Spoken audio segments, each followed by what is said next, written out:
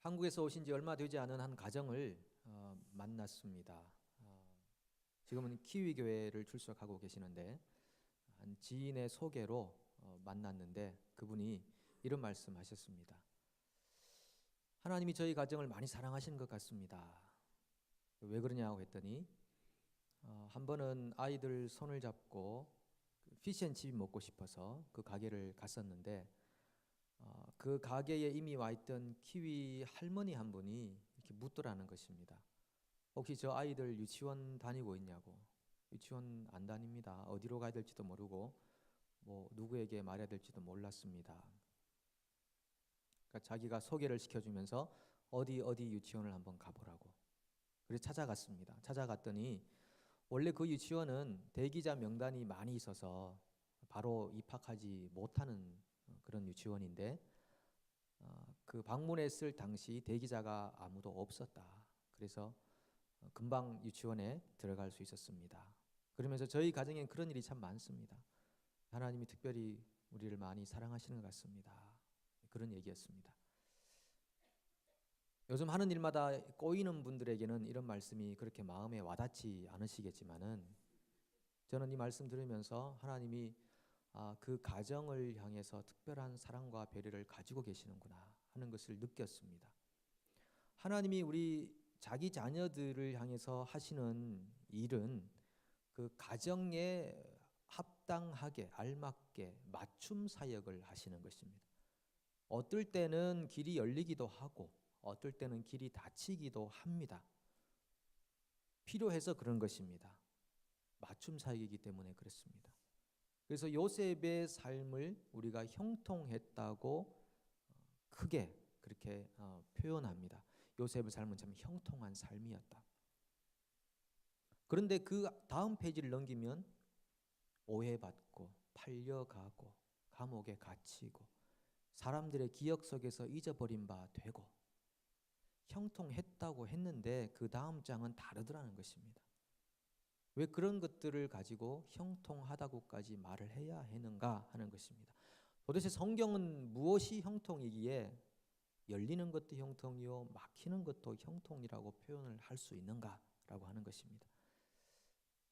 그 요셉의 아버지 야곱이 죽기 전에 아들들을 향해서 축복을 하고 죽었습니다. 그러니까 아버지가 할 수 있는 일은 자녀를 축복하는 것입니다. 주 예수의 이름으로 축복하는 것이죠. 그래서 아버지 야곱이 축복할 때 요셉을 이렇게 축복합니다. 창세기 49장 22절부터 24절에 이런 말씀이 있습니다. 요셉은 무성한 가지 곧 샘 곁에 무성한 가지라. 그 가지가 담을 넘었도다. 활 쏘는 자가 그를 학대하며 적개심을 가지고 그를 쏘았으나 요셉의 활은 도리어 굳세며 그의 팔은 힘이 있으니 이는 야곱의 전능자 이스라엘의 반석인 목자의 손을 힘입음이라. 요셉을 향해서 적개심을 갖고 활을 쏘는 자가 있지만 요셉은 든든하다. 왜? 그가 목자의 손을 힘입기 때문이다 라는 말씀이죠. 그래서 요셉의 삶을 형통이라고 표현하는 것입니다. 그러니까 위기가 있고 시련이 있는 상황 자체를 형통이라고 보기는 어렵지만 그러나 그 위기와 시련 안에서 어떻게 자기 사람을 구속해 내는지에 대한 하나님의 전문가적인 기질이 발휘되기 때문에 그것을 형통이라고 표현하는 것입니다. 사람이 하나님의 구원을 경험하는 것, 그것보다 더 큰 형통이 있겠냐라고 하는 것이죠. 하나님은 사람의 의보다는 죄, 사람의 탁월함보다는 무능함 속에서 하나님의 모습을 더 잘 드러내십니다. 하나님이 그래서 세상 안에서 구원이란 무엇인가, 구속이라는 것이 무엇인가를 사람들에게 계시해 주시는데 하나님의 그 전능하신 손길을 경험하는 것을 형통이라고 표현하는 것입니다. 그래서 이 요셉은 형통한 삶이었습니다. 칠흑같이 어두웠던 어둠 속에서 동토하는 빛을 발견하게 된 것입니다.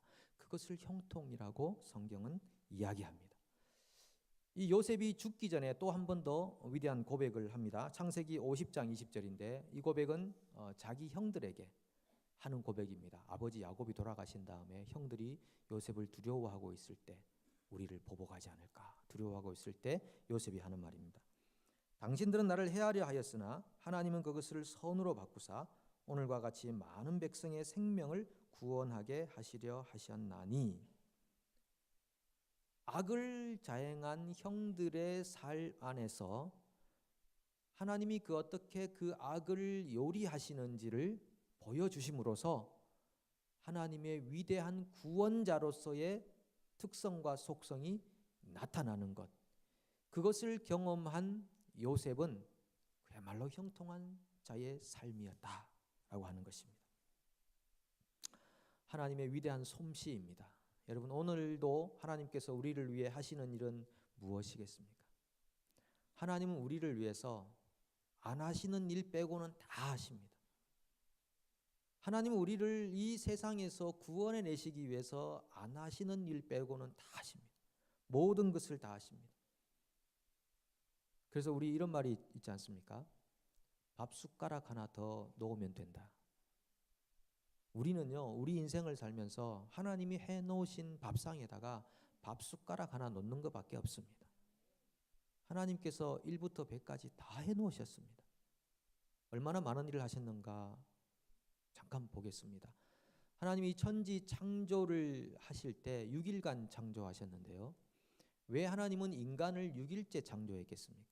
처음부터 인간을 딱 만들어 놓으시고 창조하는 걸 다 보여주셨으면은 얼마나 더 큰 믿음으로 살겠습니까? 하나님의 능력이 이렇게 위대하셨구나 더 잘 알 수 있지 않았겠습니까? 그런데 하나님은 6일째 인간을 만들어 놓습니다. 왜냐하면은 5일간의 모든 창조는 인간이 살아가도록 하기 위한 환경 조성이었기 때문에 그런 것입니다. 여러분, 저 우주에 왜 이렇게 별이 많을까요? 하나님께서 좋은 뷰를 감상하시기 위해서 만들어 놓으셨을까요? 저 하늘에 있는 수많은 별들도 인간을 위해 만들어 놓은 것입니다. 왜 지구만 마그네틱 필드라고 하는 지구 자기장이 있어서 우주에 떠돌아다니는 유해 물질로부터 보호될까요? 인간을 위해서 그런 것입니다. 우리가 과학을 통해 보지만 우주가 얼마나 광활합니까? 아니, 그렇게 많은 우주를 만들 필요도 없으시지 않으시겠습니까? 그냥 별 하나, 지구 하나만 덩그러니 있어도 됩니다. 별, 해와 달 그 정도로 만들어 놓으면 되죠. 왜 사용하지도 않는 이런 수성, 금성, 목성 이런 것들은 왜 다 만들어 놓으셨을까요? 그것뿐 아니라 엄청나고 광활한 이 우주를 왜 만드셨을까요? 저는 그것 또한 인간을 위한 창조라고 믿습니다. 하나님의 형상을 닮은 존재는 인간밖에 없는 것입니다. 하나님은 그리고 인간을 창조하실 때 백업 플랜까지 다 만들어 놓으셨습니다. 만약 인간이 불순종했을 때 어떡할 것이냐에 대한 계획마저 다 세워 놓으셨습니다. 그리고 우리에게 두 분의 보혜사를 보내주셨습니다. 첫 번째 보혜사는 예수님이시고 두 번째 보혜사는 성령님이십니다.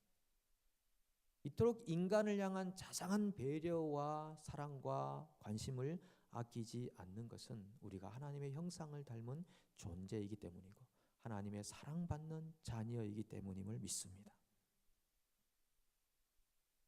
예수님께서 이렇게 말씀하십니다. 내 이름으로 모이는 곳에는 두세 사람이 모이는 곳에는 나도 그들 중에 함께 있느니라. 얼마나 위대한 사랑의 약속입니까? 여러분, 이곳에 예수님이 함께 계심을 믿으십니까? 우리가 예배하는 이곳이 하나님의 임재가 있는 것이고 예수께서 우리의 언행 심사를 다 보고 계시는 자리고 우리를 모든 악으로부터 지켜주시는 자리고 우리를 보호하셔서 천상의 비밀들을 깨닫게 하시는 영적 계시가 있는 자리인 줄로 믿습니다. 이러한 우리를 향한 하나님의 사랑이 얼마나 진지하고 위대한가를 우리는 발견합니다. 우리가 매주 나와서 앞에 걸려있는 십자가를 봅니다. 다른 무엇보다도 저 십자가는 죄인을 향한 신의 사랑, 구제받을 수 없는 구제불능인 인간, 아니 그 죄와 허물로 죽어버렸던 그 인간을 향한 일방적 하나님의 사랑이 계시된 곳이 십자가입니다. 그러니까 우리가 저 십자가를 볼 때마다 하나님의 사랑을 경험해야 하는데 우리는 시간이 지나가고 신앙의 연조가 길어질수록 무감각해지는 경향들이 있는 것입니다. 첫사랑을 잃어버리는 것입니다. 첫 감동과 감사가 더 이상 내 마음을 움직이지 않는 그런 영적인 문둥병과 같은 그 무감각증을 가지는 일들이 많이 있습니다. 그러니까 매일 주님 앞에 나와서 다시 한번 돌이키고 회개하고 새롭게 될 것은 죄인을 향한 신의 사랑, 창조주의 사랑, 하나님 아버지의 그 사랑을 십자가 안에서 경험해야 하는 것입니다. 그리고 이 예배당을 나갈 때는 모든 어둠의 보따리를 다 내려놓아야 됩니다. 모든 염려의 보따리를 다 내려놓아야 됩니다. 그리고 하나님께 내 인생을 완전히 내어 던져버려야 되는 것입니다. 그렇게 할 때 우리 안에 자유와 평안과 안식이 생길 줄로 믿습니다.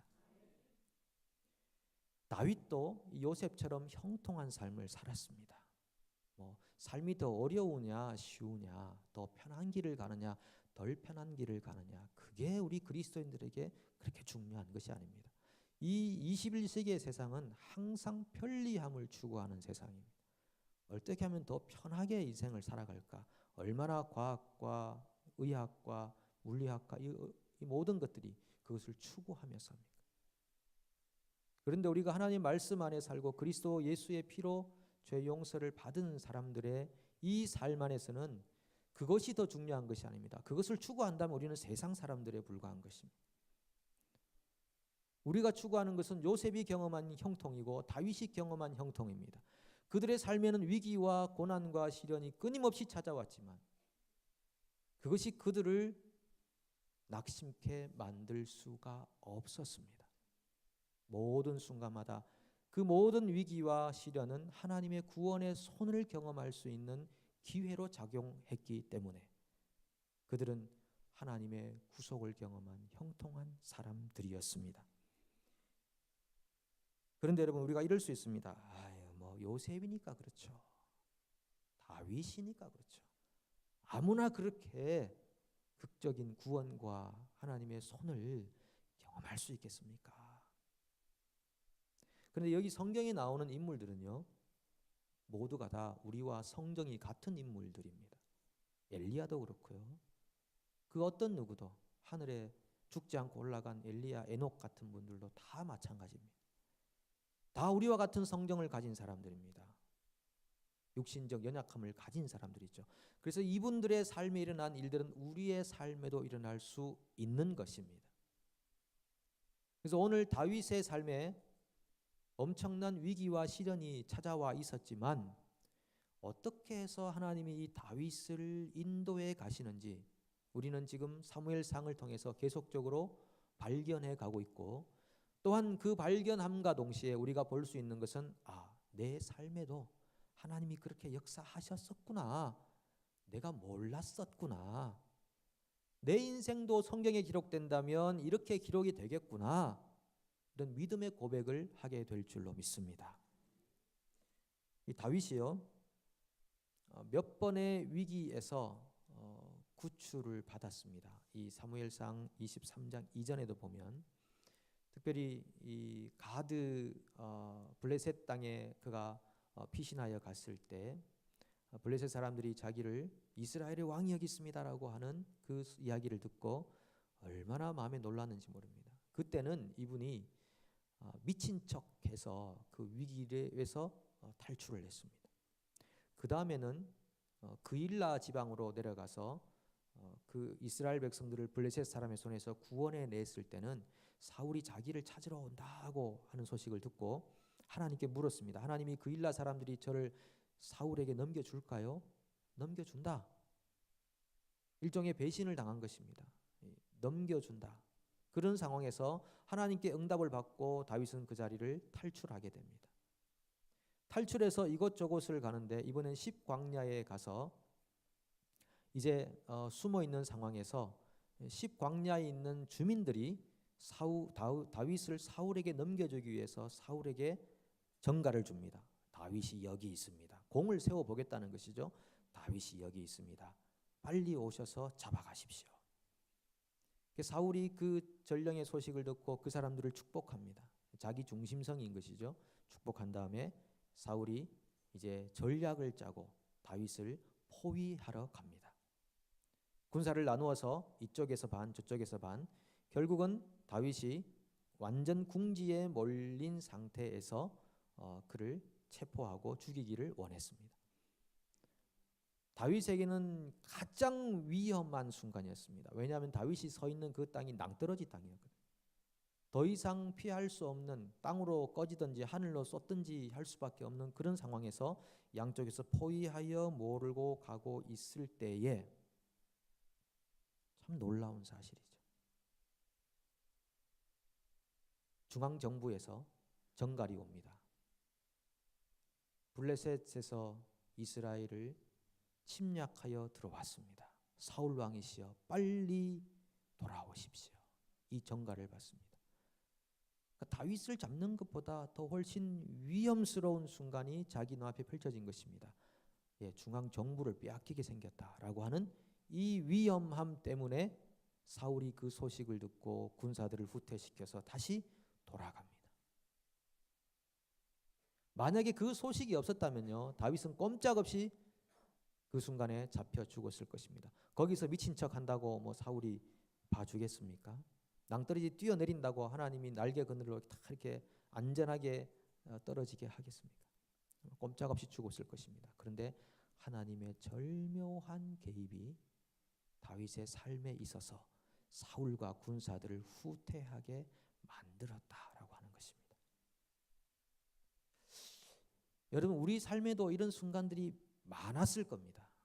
우리가 잘 이해하지 못하고 깨닫지 못해서 그렇지, 여러분의 삶에도 아마 그런 순간들이 얼마나 많이 있었겠는가 충분히 짐작해 봅니다.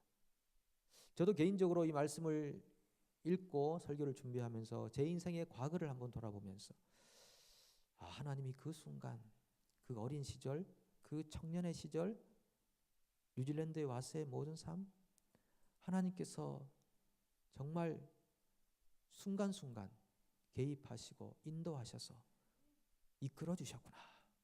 하나님이 보호하셨구나. 여러분, 우리가 우리 힘과 능으로 어떻게 우리 인생을 살 수가 있겠습니까? 그만큼 어리석은 고백도 없습니다. 내가 이루어냈습니다, 내가 감당했습니다라고 하는 만큼 어리석은 고백도 없는 것입니다. 정말 영적 맹인으로 살아가는 삶에서 고백되는 것이 바로 내가 했습니다라고 하는 것이죠. 근데 정말 알고 보면 하나님께서 우리의 인생을 얼마나 깊이 있게 관여하시고 위기 가운데서 절묘한 개입으로 우리를 이끌어내시는지 우리는 조금만 생각해 보면 믿음으로 고백할 수 있을 것입니다. 요한 브렌치라고 하는 프랑스 분이 있습니다. 이분은 마틴 루터 종교개혁가의 친구였습니다. 그 당시에 유럽을 제패하고 있던 스페인의 왕 찰스가 종교개혁가들을 몹시 싫어했습니다. 종교의 질서를 파괴한다고 생각하고 이단적이라고 생각했기 때문입니다.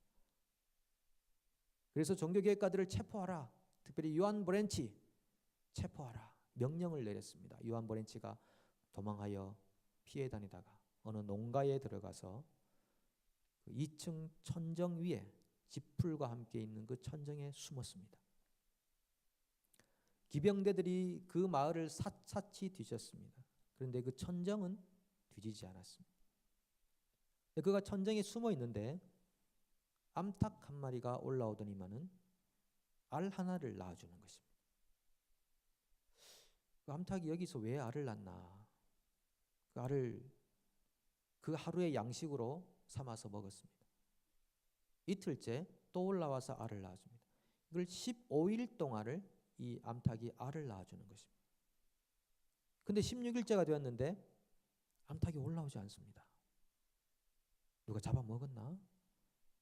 궁금해서 그 자리를 내려와 봤더니만은 그날이 바로 프랑스의 기병대가 그 동네를 떠나는 날이었다라고 하는 것입니다.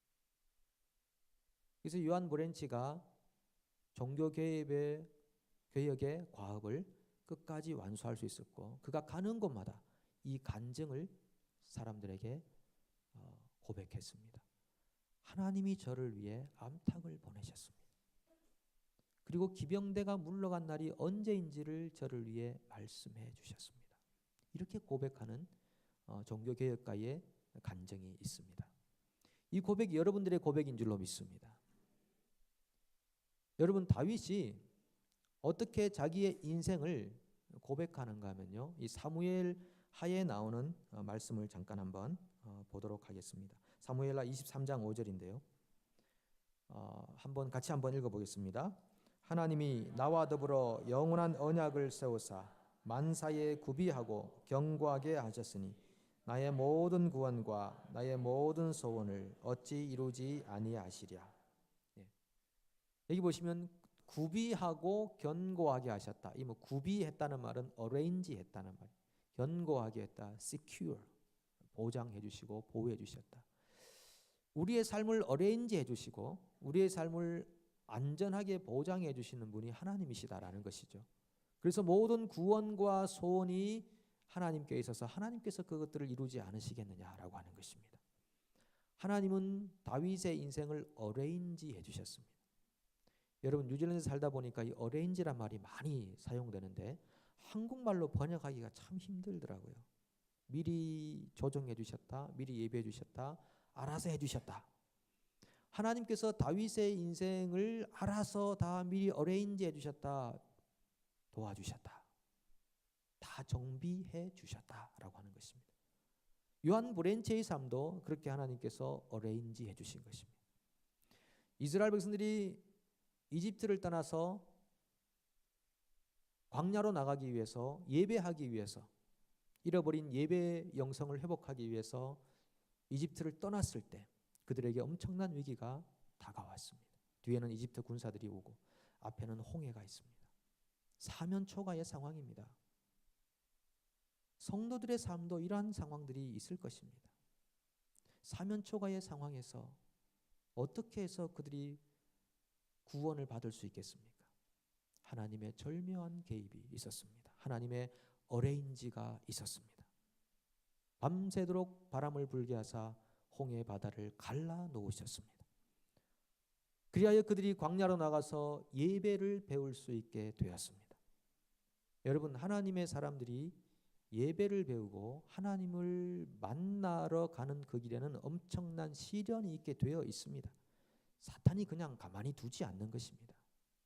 묶어두려고 하는 것입니다. 그 자리에서 성장하지 못하도록 방해하고 있는 것입니다. 근데 그런 순간에도 하나님은 절대 하나님의 자녀들의 인생을 포기하지 않으십니다. 그리고 길을 여십니다. 아람 군대가 이스라엘을 쳐들어왔을 때 이상하게 이스라엘 군대가 아람 군대가 오는 길목마다 차단하고 있습니다. 이상하다. 아람 왕이 알아보라고 했더니 그 이스라엘 땅에 엘리사라는 선지자가 있는데 그 양반이 하나님께 응답을 받고 군사들을 미리미리 배치합니다. 그러면 그 이 원흉을 제거하자. 엘리사를 잡으러 가자. 아람 군대가 엘리사가 있는 도단으로 내려옵니다. 엄청난 숫자가 이 엘리사 한 사람 잡으려고 몰려왔습니다. 그때 엘리사의 종이 두려워 떨며 큰일 났습니다. 큰일 났습니다. 우리는 꼼짝없이 죽었습니다. 어떻게 하면 좋습니까? 라고 할 때 엘리사가 뭐라고 합니까? 저들과 함께한 자들보다 우리와 함께한 자들이 더 많으니라. 하나님, 이 종의 눈을 열어서 보게 하옵소서 라고 했을 때 하늘의 불말과 불병거들이 엘리사를 보호하고 있는 장면이 나타났습니다. 얼마나 큰 위로와 감동의 시간이었겠습니까? 하나님이 결국 그 아람 군대의 눈을 멀게 해서 그들이 어떤 일도 할 수 없도록 무기력화 시켜 놓으셨다 하는 것입니다. 하나님은 자기 백성을 향해서 이렇게 미리 어레인지 하시고 시큐어 해주시는 분이심을 우리는 확실히 믿을 수 있습니다. 오늘 여러분들의 삶 안에 어떤 막힘과 다침들이 있습니까? 하나님께서 여러분들의 눈을 열게 하셔서 불말과 불병거들을 보게 해주실 것을 간절히 소망합니다. 하나님은 광야의 길을 내시는 분이십니다. 사막의 강을 내시는 분이십니다. 내 인생이 지금 광야 같다고, 사막 같다고 우리가 주저앉아 있을 이유가 없는 것입니다. 우리가 받은 그 복음이라는 것은 생명입니다. 능력입니다. 희망입니다. 우리를 담대하게 만드는 하나님의 무기인 줄로 믿습니다. 그 하나님의 무기와 능력을 힘입어서 오늘도 우리의 삶 속에 가까이 오셔서 우리의 삶을 미리 어레인지 해주시고 우리의 삶의 구원을 창출해내시는 하나님의 전문성을 오늘도 경험함으로써 우리 또한 요셉과 다윗과 같은 형통한 자에 속하는 복된 자녀들 되기를 축복합니다. 기도하겠습니다. 하나님 아버지, 감사합니다. 우리가 삶의 어떤 상황에서도 세상을 따라하지 않게 도와주시옵시고 하나님을 의지하는 법을 배울 수 있게 도와주셔서 우리의 삶이 형통함을 날마다 경험하게 하여 주시옵소서. 하나님, 우리 많은 성도들 중에 지금 어떤 어려움 가운데 있으면서 하나님의 구원을 바라고 있습니까? 아버지께서 이 시간 맞춤 사역해 주시옵소서. 만나 주시옵소서. 그리고 말씀해 주시사 하나님 용기를 갖게 하시고 이런 삶의 시간들을 통해 우리의 믿음이 성장하고 우리 주 예수 그리스도에게 깊이 뿌리 내리는 거룩한 성도들의 삶이 되게 하여 주시옵소서. 예수님의 이름으로 간절히 기도합니다. 아멘.